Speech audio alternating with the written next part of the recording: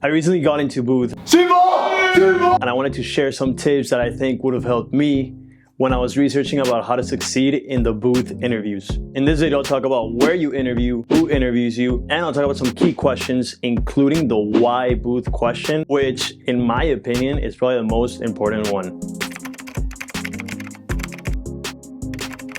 If you're lucky enough and you've gotten an interview, you're gonna get an email asking you for an interview location preference. There's gonna be three options, which are the booth campus, an off-campus in-person interview, and lastly, a fully remote interview. They say that the modality doesn't really matter, but in my opinion, I think it's always helpful to go to the campus, get to know people, and at the end, see if you really like the school and the city. In my case, I couldn't really travel to Chicago at the time, so I decided to go with the off-campus in-person interview here in New York. It was in a local coffee shop. It was pretty funny because everyone was having a coffee and I was there in my suit interviewing for 40 minutes with an alumni, which takes me to the next question of who is the person interviewing?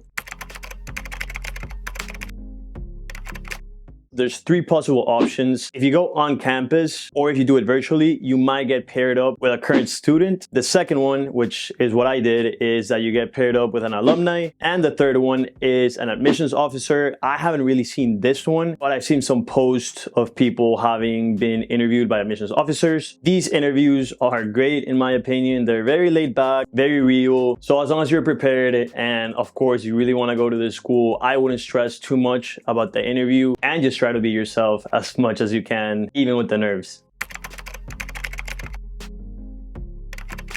Now let's dive into the key questions. Before I talk specifics, I really want to give a shout out to MBA Mission. They have two guides, which I'll leave the link down in the description, that really helped me out, and I recommend you get them for every school you're interviewing for. One of them is the interview guide, where they outline the key questions and tips that students have given. And the second one is a school's insider guide, where they talk about the main points that I'll talk when we talk about the why booth question. And they have one for most of the big schools. But now moving into the questions, you're mainly gonna get asked two types of questions. The first one being the behavioral questions and the second one being the school specific questions. For the behaviorals in booth, you're definitely gonna get asked the tell me about yourself or walk me through your resume question. For this question, I recommend that you practice, obviously, and to try to get it between 1:30 and 2 minutes. That's a sweet spot. What I did is I talked about my background, how I was born in Venezuela but grew up in Miami. Then I went into my college education, how I went to Northeastern my first year, and then I transferred over to Boston College and what I studied, which is finance and accounting. Then you go into your professional life, which in my case is at a Big 4 consulting firm. And then I would mention one or two projects that you've been a part of that you think have been big in your development. And at the end, if you have time, I would definitely touch on a couple of your favorite hobbies. I would always mention the YouTube channel, of course, also reading, playing sports, and working out. And if you're lucky, like I was, you'll find some common connections with your interviewer and they'll probably ask some follow-up questions on that. Besides the tell me about yourself question, I think the toughest one was when my interviewer asked me to name 3 strengths and 3 weaknesses. I wasn't prepared for that question, so I had to come up with them on the spot, so definitely have that one prepared. You'll probably get asked about a challenging time that you had at work, about how to deal with disagreements in your team, and other behavioral questions. So have a few stories lined up from work to answer these questions, and definitely have your strengths and weaknesses figured out. And then once you get past the behavioral questions, it's time for the why booth question, which in my opinion, it's probably the most important question. So my school of thought for this question is that you should always start with your short-term and your long-term goals. So in my case, my short-term goal was to work at an investment bank to gain experience and technical knowledge to later transition into a VC firm to eventually in the long term be able to have experience to create a company in Venezuela to help develop the country. Now, after you mention your goals, you go into explaining how Booth is gonna allow you to achieve these goals. And I'll mention 5 key things, which is the size of the student body, the Chicago approach, the emphasis in finance, flexible curriculum, and the location. What I would do is I would pick 3 or 4 of these and really develop them based on what's important to you. So the first one is the size of the student body. Booth has around 600 students per class, which is around the middle ground. There's some programs like Stern that have between 200 and 300 people, which are really small. And then there are some bigger programs that have 900 to 1,000 people. There are pros and cons for both sizes, but you can tell your response to say that you like it because you're not limited to 200, 300 people. So your network is going to be larger than in a small school. And you're also not going to get lost in the sauce. And you're still going to be more of a name than a number. Then you should talk about the Chicago approach, which is what they live by, their style of teaching. Booth is known as being kind of nerdy and also very analytical. So if you're looking to gain skills for a job such as investment banking, you can mention this fact. You actually want to learn in the MBA program. You're not just coming to a party. And in addition to all the analytical stuff, you can also mention how there's still the flexibility to take some higher level case lecture oriented classes. It's a really nice mix to get anything you want out of the program. Next up, this one applied to me because I want to do finance after I graduate, and Booth is widely known for being a finance school. They even have a bunch of Nobel Prize winners in the faculty, including Eugene Fama, which was one of the creators of the efficient market hypothesis. So you can always mention that you want to go into finance after you graduate, and there's no better school that's going to prepare you better for this purpose. Next up, you got the flexible curriculum. The cool thing about Booth is that you truly only have one required class called lead. After that, it's a free-for-all. You can pick any classes you want based on your interest and what you want to learn more about. You do have to take some classes in specific subjects such as finance, accounting, and statistics, which are like your core classes. But if you're like myself, and let's say you have a CPA, you can skip financial accounting, and there's a list of replacement courses that you can take. So at the end, no one's going to have the same curriculum, and you can really tailor it to learn about what interests you and what you want to learn about. And then lastly, it's the location. Obviously, you have to really sell that you want to come to Chicago. And some things that you can mention that I think are pretty cool is that most of the student body actually lives on the Loop in downtown Chicago. You get to live in the city where the action happens, and you get to live close to your classmates. And you also have the campus vibe because the official Booth campus is located in Hyde Park in the Harper Center. And if you want to get away from the city, you can go to the Harper Center and just spend the day there studying, working with your classmates, taking classes. So you kind of get the best of both worlds. And also the fact that you live in Chicago, one of the biggest cities in the United States, is a pretty nice selling point.